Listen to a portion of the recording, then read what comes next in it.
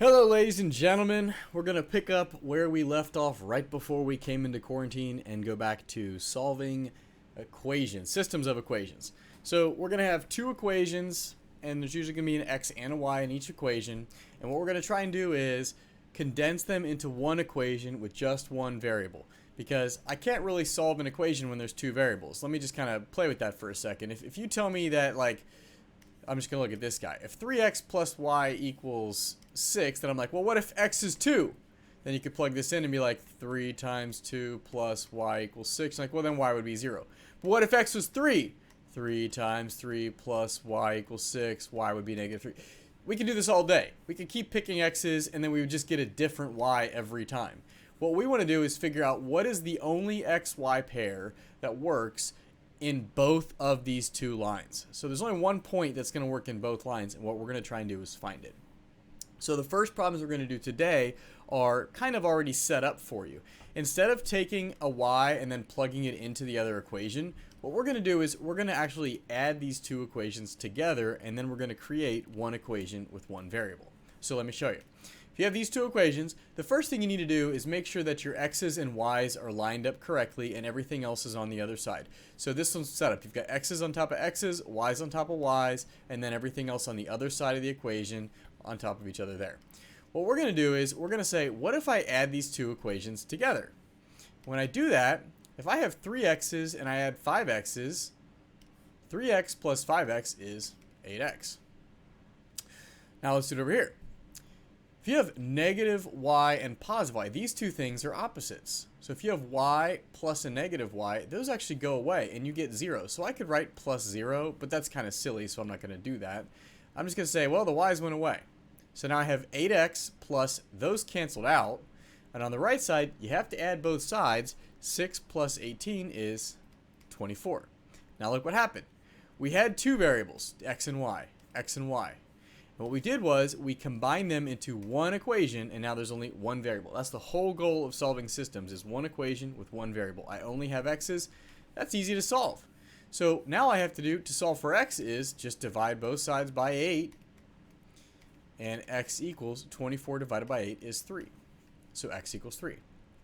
Now, that's x. I want to find x and y. So if x is 3, what I'm going to do is now go back up to the top, and it doesn't actually matter which one you plug it into. You can do the top one or the bottom one. I'm going to plug x equals 3 into this equation. So I'm going to say 3 times, instead of x, now I'm going to put 3.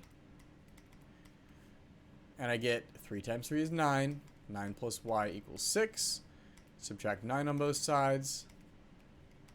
6 minus 9 is negative 3. So x is 3, y is negative 3. Now I can check that in the other equation by plugging it in. 5 times x is, I think x is 3, minus, I think y is negative 3. Now remember, you're subtracting a negative, equals, does that equal 18? If it does, then I know I did this right. 5 times 3 is 15, and subtracting a negative is the same as adding. So is 15 plus 3 18? Yeah, that means I know I did it right. So the x-y pair where these two lines would intersect would be at 3, negative 3. So that is the system's solution, the solution to the system of equations. You could check that very easily if you have Desmos, which I do. Watch, here's my two equations. I think they should intersect at 3, negative 3, do they? So here's my two graphs. Do they intersect at 3, negative 3? Yep. So I know I did it right. You could check it algebraically, and you can also check it on the graph. Let's try a couple more. So again, these are going to all be set up for you. So these are the easy ones today. So I'm going to add these two equations together. Hopefully one of my variables goes away. When I add these two equations together, 2x and negative 2x, awesome. Those cancel out, so that's 0. 1y plus 1y is 2y, and 9 plus 3 is 12.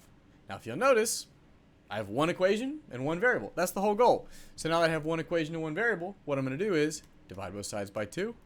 And I get y equals 6. Okay, y is 6. Now again, it doesn't matter which one you pick. You can plug it in the top one or the bottom one. It should work in both. You should get the same answer. So I'll just pick the bottom one because it looks fine. 2x plus, instead of y, I'm going to put 6 equals 3. So I'm plugging into this equation. 2x plus 6 is 3. Now I just solve it. If I subtract 6 on both sides, 3 minus 6 is negative 3.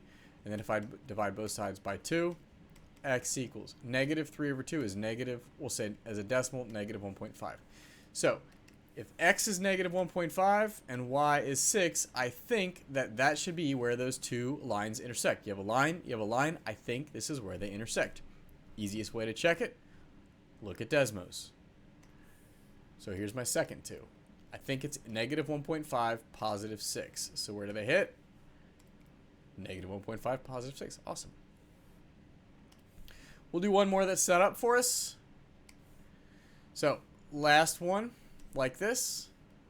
When you add these two equations together, something should go away because it's, I said it's set up. So what's going to happen here is the y's go away. But you have 3x minus 1x. And you always want to think of it as addition. Okay, if you think of it as addition, it's like, okay, a positive and a negative. A positive and negative 3 plus negative 1 is positive 2. 20 plus 12 is 32. The most common mistake people forget when they do these problems is they forget to add both sides of the equation. If you miss it, that's usually where. 2x is 32, one equation, one variable. Awesome. Divide both sides by 2. X equals 16. Now I'll plug it into whichever one looks easier. I don't know. I'll do the bottom one. The bottom looks pretty easy. So instead of negative x, it's going to be negative 16 minus y equals 12. I'm going to add 16 to both sides to move that over.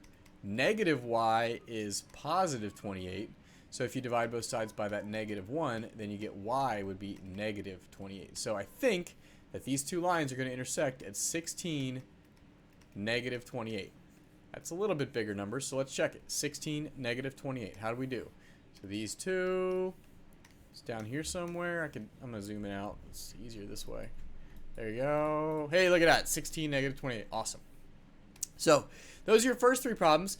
Those are already set for you. If you feel good about those, what I would encourage you to do is, on a separate sheet of paper, copy these three problems down, go back, work them out, see how you do. You have a part 2 that's coming up, and that'll help you then do your actual assignment. So, good luck.